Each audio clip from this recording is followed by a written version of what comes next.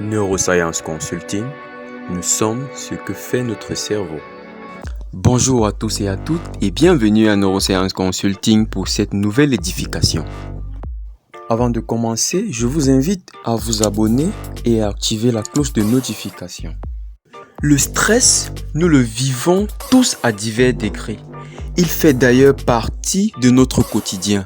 Cependant, un peu de stress est bénéfique, mais trop de stress peut être nocif avec le temps. Une exposition prolongée entraîne des effets importants dans le corps et le cerveau. Étudier pour un examen important, se préparer pour un discours, une entrevue d'emploi ou faire face à un quelconque danger sont toutes des situations stressantes. Mais que signifie vraiment être stressé? Il faut donc comprendre le stress d'un point de vue biologique. Le stress est plus qu'une sensation.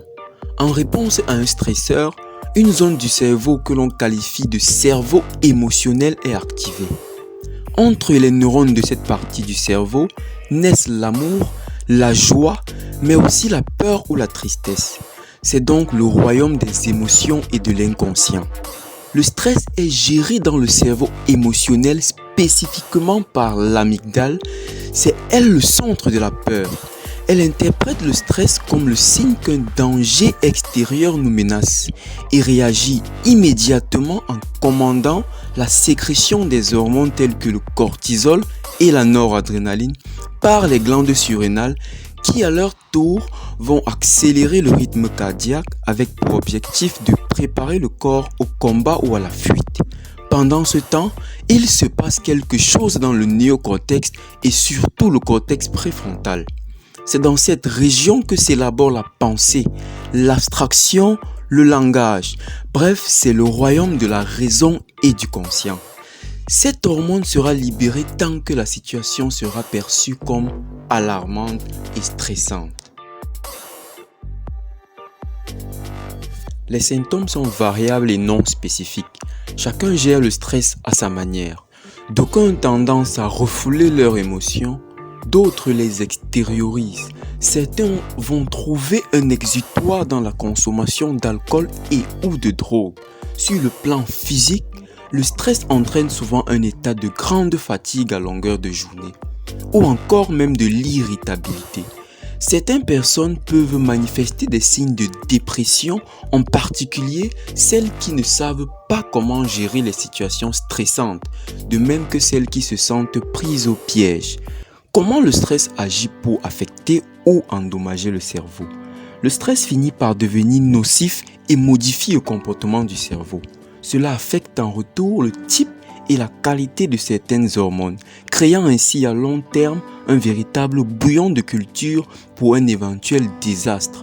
Au fil du temps, le niveau élevé de cortisol dégrade le cerveau et les autres systèmes de l'organisme.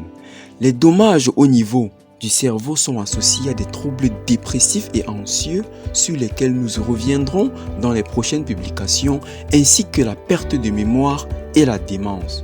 Le stress chronique a un effet sur la perméabilité de la barrière hémato-encéphalique qui empêche normalement l'entrée dans le cerveau des protéines inflammatoires circulant dans le corps. Ainsi, en cas de stress répété, cette barrière devient perméable et les protéines inflammatoires en circulation ne sont plus retenues. Du côté du cortex préfrontal, le stress chronique ralentit l'activité et vient altérer la prise de décision, la résolution des problèmes, la concentration et même la planification. L'activité dans l'amygdale, quant à elle, augmente en conséquence au stress. La régulation des émotions s'en trouve alors affectée. C'est ainsi qu'on voit apparaître plus d'anxiété chez les personnes qui vivent du stress chronique. L'hippocampe, région du cerveau essentielle à l'apprentissage et à la mémoire, se révèle aussi particulièrement vulnérable au stress.